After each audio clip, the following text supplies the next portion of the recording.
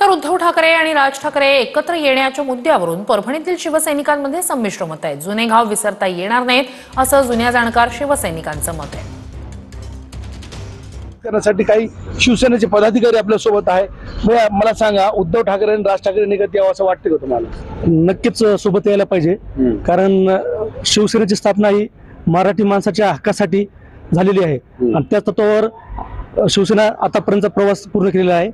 आणि त्यानंतर जरी राजसाहेब शिवसेनेतून बाहेर पडले तरी पण त्यांनी मराठीचा मुद्दा सोडला नाही आणि ठाकरे बंधू एकत्र आले तर पूर्ण महाराष्ट्रातले जे शिवसेना प्रेमी मराठी लोक आहेत त्यांना सगळ्यात जास्त आनंद होईल। अजून 2 पिढ्या गेल्या ना, असं याच्या अगोदर 6 वेळेला झालेलं आहे आणि व्हायचं तेवढं नुकसान झालेलं आहे पक्षाचं। याला कोलॅटरल डॅमेज म्हणतात। परस्पर आंतरविरोधी भूमिकेमुळे जे दोघांचं नुकसान व्हायचं ते झालेलं आहे।